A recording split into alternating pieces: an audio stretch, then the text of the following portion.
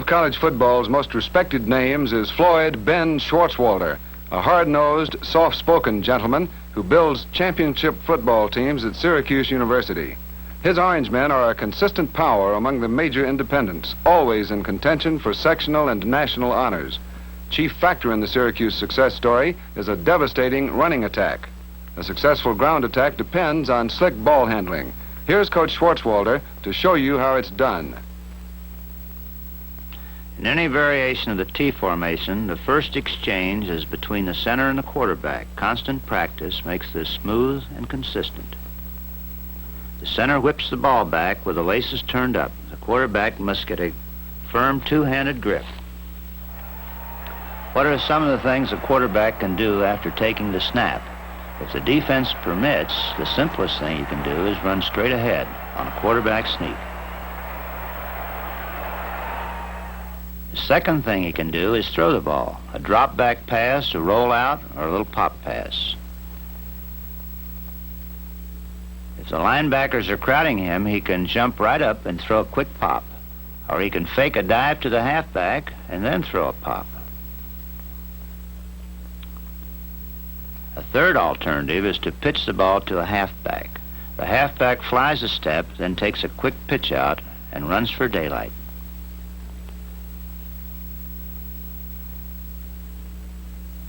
The pitch out gets the ball to the running back more quickly than a handoff, so more teams are using it.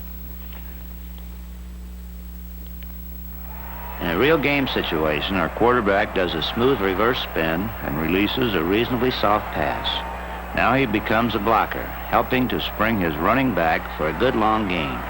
A simple pitch out has become more and more an effective play in the game of football.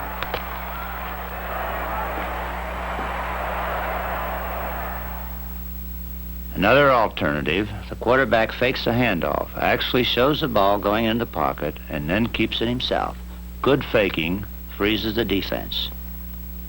This becomes an option play, and anything that has option in it is significant in football because the defense is forced to defend over a wider area. Now we come to a key fundamental in ball handling, the handoff.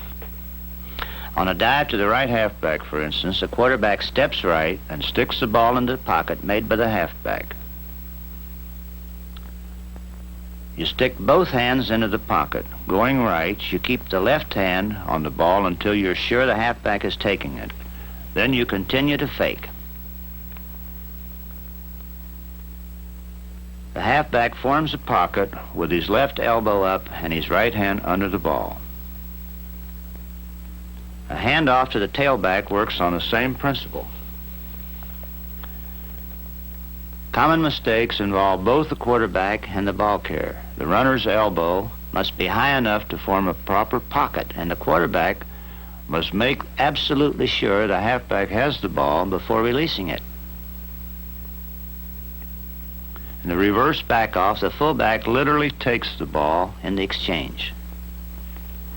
Quarterback turns clear around and has moved beyond the point where the ball will be run. This is very tight and effective ball handling.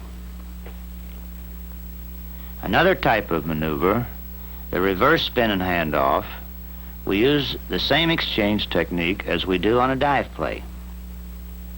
The quarterback spins and holds out the ball. The fullback takes it from him. This is a solid inside quickie. There's nothing very tricky about it, the simple handoff, but this is basic ball handling. You must be able to execute the basic fundamentals with precision, cleanly and smoothly if your offense is to succeed against the enemy. After you've mastered the fundamentals, you'll be ready to move on to more complicated things. Before we do that, though, let's pay a visit to the familiar cooler for Coke that you'll find near many football locker rooms.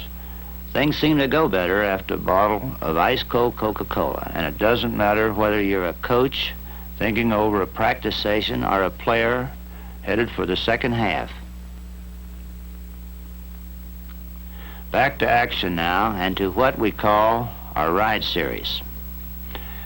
Any option play is important because it forces the defense to protect a wider and deeper territory. Our quarterback steps out with his lead foot, then the other, and then a hop, landing on both feet. He puts the ball into the pocket and keeps his eye on the defensive end. If the defensive end floats, he gives the ball to the fullback. If the defensive end closes down along the line of scrimmage, the quarterback actually pulls the ball back out of the pocket and keeps it himself. This is his second of the three options. What makes the Syracuse ride series unique is that our quarterback makes three options separately. He can give to the fullback, he can keep, or he can pitch to the halfback. Does the fullback know if he's going to keep the ball on the ride? He does not. Both the quarterback and the fullback hold it, and the quarterback decides to give or keep depending on what the defensive end does. We figure if we don't know who's going to end up with the ball, the enemy can't know either. Is the fullback going to get it and head up the field? Is the quarterback going to keep it? Is he going to turn the corner and run or pitch out to the trailing halfback? If the halfback is phased in about 5 yards away and behind the quarterback, he becomes a dangerous outside threat. Having three options gives our quarterback a lot of flexibility, and it gives the defense fits. In connection with the ride series, we have other plays. The much publicized scissors starts out as a ride, but ends up as a misdirection, catching the defense out of position.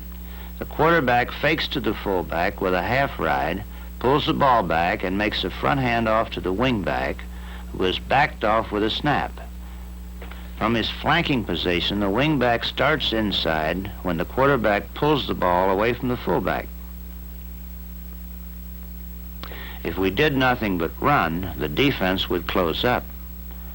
So the ride pass is an important part of the ride series. We want the defensive secondary to think that the fullback's going to have the ball. So we give a good ride and the fullback fakes into the line. The better the job of faking, the longer we freeze the defense into position. This is true on all offensive plays. Another effective pass in the series is the ride peel back. The quarterback fakes the ride to the fullback and peels back to the opposite side. He has three receivers, the long end in the deep middle, the wingback deep backside, and the fullback who has continued through the line after the fake and cut shallow to the backside. Long gains like this start with smooth ball handling, convincing faking, and of course, that important extra effort.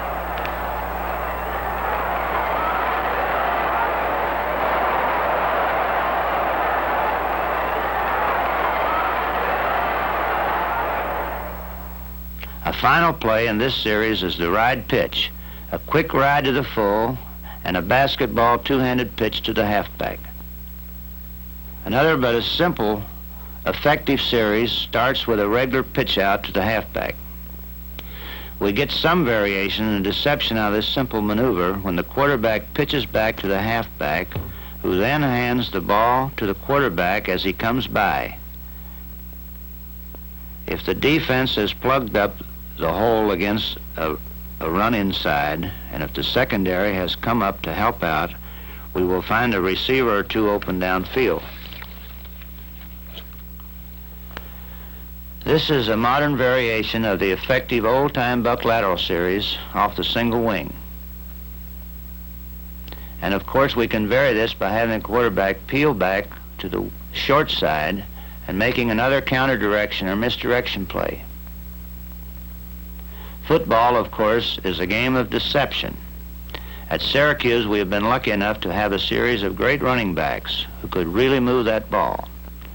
But defenses can key on even the best of running backs. You must have deception to get them running good running room. If you can fool the defense for a split second as to who has the ball, you've got a chance to go places. Taking the snap, giving and holding a fake, taking a handoff, These are teamwork tools a good back must have and use. The object of the offense in football is to move the ball downfield and over the goal line. Ball handling is an important part of that job.